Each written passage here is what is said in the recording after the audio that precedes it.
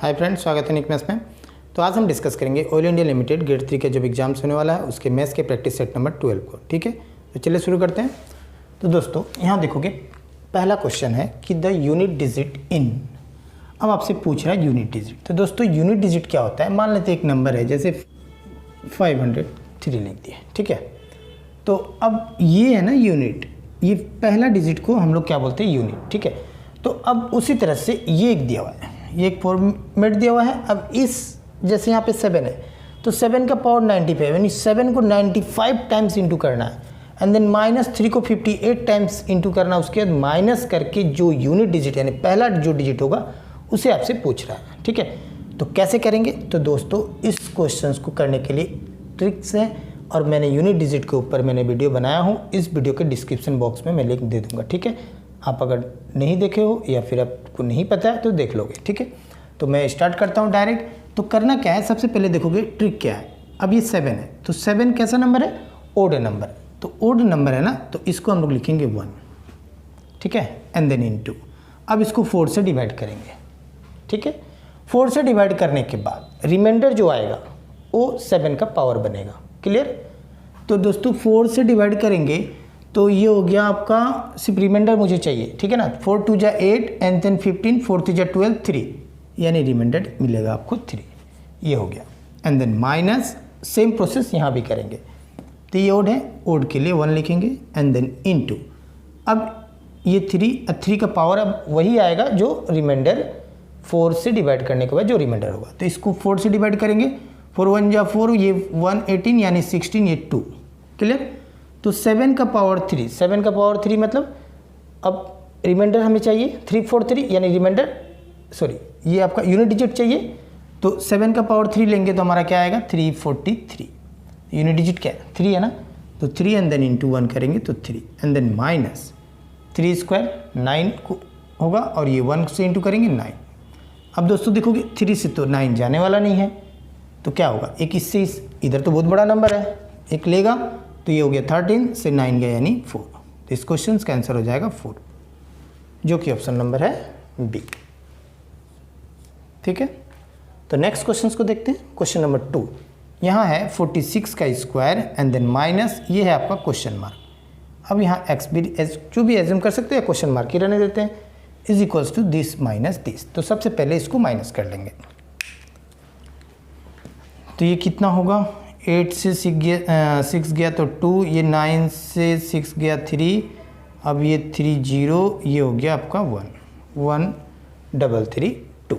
ठीक है, तो दोस्तों अब देखोगे, अब ये तो इधर ही रहेगा और ये किधर आएगा? इस साइड आएगा और ये वाला उस साइड जाएगा यानी प्लस हो जाएगा। तो 46 का स्क्वायर, तो कैसे इसको निकालेंगे? तो 46 का स्क्वायर अगर आपको लर्न है तो ठीक है, नहीं है तो भी एक ट्रिक है। 15 में 6 को प्लस कर दोगे, ये हो गया 21 और 10 से 6 को माइनस कर दोगे, 4 का स्क्वायर हो गया 16, 2116। ठीक है, ये इस साइड आएगा तो माइनस हो गया, मैं डायरेक्ट यहीं लिख दिया, इज इक्वल्स टू ये कहाँ जाएगा? उस साइड, तो क्या होगा? प्लस यानी एक्स स्क्वायर फाइंड करना आपको। अब इससे इसको माइनस करते हैं तो ये कितना है? 4, ये 11, ये तो 1 से जाने वाला नहीं होगा, 11 होगा। 11 से 3 गया यानी कितना हो गया? ये हो गया 8 एंड देन ये एक इसको दे चुका है यानी 0 है, 0 से 3 तो जाने वाला नहीं है, एक लेगा तो अब यहाँ 1 हो जाएगा और यहाँ 10 हो जाएगा, 10 से 3 गया यानी 7 is equals to x square. ठीक है, तो दोस्तों अब बताओगे आप, यहाँ स्क्वायर है तो इसे भी तो स्क्वायर बनना होगा। ठीक है ना, तभी तो एक्स निकलेगा। तो ये कितने का स्क्वायर होता है? 28 का स्क्वायर होता है, is equals to x square. So x is equals to क्या मिला? यानी क्वेश्चन मार्क इक्वल्स टू क्या मिला? 28। ठीक है, तो इस क्वेश्चन का आंसर हो जाएगा 28, जो कि ऑप्शन नंबर है बी। तो दोस्तों इस तरह के क्वेश्चंस आप मेरे चैनल में देखना चाहते हो, नए हो तो चैनल को सब्सक्राइब करके बेल आइकन को प्रेस कर लीजिएगा ताकि आने वाले वीडियो का नोटिफिकेशन आपको आसानी से मिल सके। तो नेक्स्ट क्वेश्चंस को देखते हैं। तो दोस्तों next question number 3, the HCF of 2 numbers is 24। तो दोस्तों यहाँ गिवन है कि HCF ऑफ 2 नंबर, मान लेते हैं A और B 2 नंबर है, इन दोनों का HCF 24 है। ठीक है, तो आपसे पूछ क्या रहा है? The number which can be there LCM. तो अब ये जो ऑप्शंस दिए हुए हैं इसमें से कौन सा एलसीएम हो सकता है ये आपसे पूछ रहा है, ठीक है ना। तो दोस्तों आप याद रखोगे कि किसी भी नंबर का अगर एचसीएफ गिवन है बाय एचसीएफ दिया हुआ है तो इसी नंबर का आप एलसीएम अगर आप निकालोगे तो एचसीएफ तो आने वाला है ही, है ना। एचसीएफ एंड देन इनटू, अब इस ये तो कॉमन पार्ट हो गया, बाकी जो कॉमन पार्ट नहीं होगा उसको भी हम लोग इनटू करते हैं, ठीक है ना। तो एचसीएफ तो आने वाला है, तो बाकी जो नंबर होगा वो किससे, अब जो एलसीएम होगा टोटल नंबर वो किससे डिवाइड होगा, एचसीएफ से डिवाइड होगा। फॉर एग्जांपल 2 और 4, 2 और 4 का दोस्तों एचसीएफ क्या होगा 2 होगा, ठीक है, और एलसीएम क्या होगा 4 होगा। तो अब ये नंबर अब ये एचसीएफ से डिवाइड होगा कि नहीं होगा, डिवाइड है कि नहीं। तो अब सेम अब यहाँ पे आपसे पूछ रहा है, ठीक है। तो क्या करेंगे, अब ये जो एलसीएम जो दिया हुआ एचसीएफ जो दिया हुआ है 24, अब ये जो गिवन ऑप्शंस है अब इस ऑप्शंस को आप डिवाइड करके चेक करोगे कि कंप्लीट डिवाइड कौन हो जा रहा है, ठीक है। तो 24 से 84 तो कंप्लीट डिवाइड नहीं होगा, तो ये तो होने वाला है नहीं। 24 5 जा 120 होता है दोस्तों, तो ये ऑप्शंस करेक्ट है।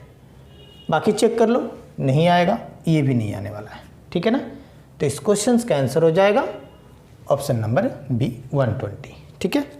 तो नेक्स्ट क्वेश्चन को देखते हैं, question number 4। The length of diagonal of A cuboid. तो ये एक क्यूबॉइड है, ठीक है, 3D शेप। अब इसका लेंथ दे दिया हुआ है 30 एंड देन उसके बाद ब्रेथ दे दिया हुआ है 24 ब्रॉड एंड देन हाइट भी दे दिया हुआ है कितना 18।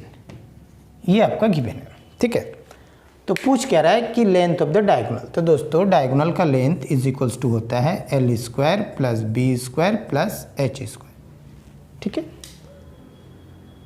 तो L 30 का स्क्वायर करोगे, डायरेक्ट लिख दे रहा हूँ 900 प्लस बी मीन्स हो गया आपका 24 का स्क्वायर करोगे 576 प्लस एच 18 का स्क्वायर करोगे 324, ठीक है ना। ये हो गया 900 प्लस, इसको प्लस करते हैं 6 4 10 कैरी 1 7 2 9 1 10 कैरी 1 5 3 8 1 9। तो अब देखोगे 900 प्लस 900 यानी कितना 900, 2 इंटू 900 क्योंकि 1800 ही होगा, तो 2 इंटू 900, ठीक है। तो दोस्तों देखोगे अब ये 900 ये स्क्वायर रूट के अंदर है तो बाहर निकल जाएगा ना, कितना आ जाएगा 30, क्योंकि ये तो निकल जाएगा 9 3 और ये 100 हो गया तो 100 से 10 तो ये हो गया 30 और अंदर क्या रह गया √2। सो आंसर हो गया आपका 30 √2 सेंटीमीटर, ठीक है ना। तो इस क्वेश्चन का आंसर हो जाएगा ऑप्शन नंबर सी। तो दोस्तों नेक्स्ट क्वेश्चन, क्वेश्चन नंबर 5 यहाँ दिया हुआ है 2 cubes have their volume in the ratio 1:27।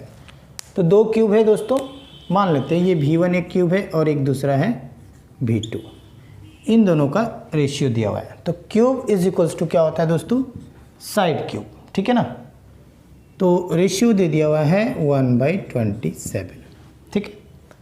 तो ये साइड क्यूब होता है, तो ये कितने का क्यूब 1 का 1 ही होगा एंड देन ये 27 कितने का क्यूब 3 का, इस तरह से होल क्यूब लिख सकते हैं। और इज इक्वल्स टू दोस्तों क्या होता है volume is equals to side cube. मान लेते हैं इसका साइड ए है इसका साइड बी है, ठीक है। ये होगा ये क्यूब कैंसिल, यानी a/b आपको मिला 1/3, यानी अब ये हो गया पहले वाले क्यूब का साइड और ये हो गया दूसरे वाले क्यूब का साइड। तो आपसे पूछ क्या रहा है the ratio of their surface area. तो सरफेस एरिया दोस्तों सरफेस एरिया क्या होता है 6 इंटू साइड स्क्वायर, ठीक है ना। तो इसके लिए होगा 6 इंटू साइड, यानी ए था और इसके लिए था बी, ठीक है। ये आपसे पूछ रहा है 6 कैंसिल, ए मीन्स हो गया 1 और बी मीन्स हो गया 3, दोनों का क्या है स्क्वायर है, तो 1/3 का स्क्वायर 9, यानी आंसर आ गया 1:9। क्लियर। तो इस क्वेश्चन का आंसर हो जाएगा 1:9 जो कि ऑप्शन नंबर है सी। तो दोस्तों next question, question number 6। P and Q can finish the work in 15 and 10 days respectively, ठीक है। मान लेते हैं ये 1% P, ये 1% Q, ये ख़त्म कर रहा है किसी काम को 15 डेज और ये 10 डेज, ठीक है। तो अब उसके बाद बोल क्या रहा है क्वेश्चन में कि Q start the work and leave it after 5 days. Start करने के बाद 5 डेज के बाद वो काम छोड़कर चला गया। The number of days in which P can complete the work. तो छोड़ के जाने के बाद P उस काम को कितने दिनों में कंप्लीट करेगा, ठीक है ना। तो दोस्तों ये टाइम इन वर्क का है, तो क्या करना है, LCM कितना होगा 30, डिवाइड करोगे 2 टाइम्स, ये जाएगा 3 टाइम्स। इसे क्या बोलते हैं, एफिशिएंसी। इसे क्या बोलते हैं, टोटल वर्क, ठीक है ना। मैंने करवाया हूँ टाइम इन वर्क पे सारा। तो अब आपका देखना है एक ने क्यू ने स्टार्ट किया वर्क को और छोड़कर चला जा रहा है कितने दिन के बाद, 5 डेज के बाद। तो क्यू कौन है, ये, इसका एफिशिएंसी 3। 5 डेज किया तो 5 × 3 कितना, 15 यूनिट का काम करके वो चला गया। तो अब रिमेनिंग वर्क कितना हो गया, 30 था पहले, 15 कर चुका, तो 30 - 15 यानी हो गया 15। अब इतना यूनिट का काम बचा हुआ है, इसको कौन करेगा, P करेगा। कितने दिनों में, total work divide by there efficiency कितना है 2, ठीक है ना। कितना होगा 7 1/2 डेज, 7 हाफ डेज होगा, ठीक है ना। तो इस क्वेश्चन का आंसर हो जाएगा 7 1/2 डेज, यानी ऑप्शन नंबर डी। तो दोस्तों आज मैंने ऑल इंडिया लिमिटेड ग्रेड 3 का जो भी एग्जाम्स होने वाला है उसके मैथ्स के प्रैक्टिस सेट नंबर 12 को मैंने करवाया। और इस तरह क्वेश्चंस आप मेरे चैनल में देखना चाहते हो, नए हो तो चैनल को सब्सक्राइब करके बेल आइकन को प्रेस कर लीजिएगा ताकि आने वाले वीडियो का नोटिफिकेशन आपको आसानी से मिल सके।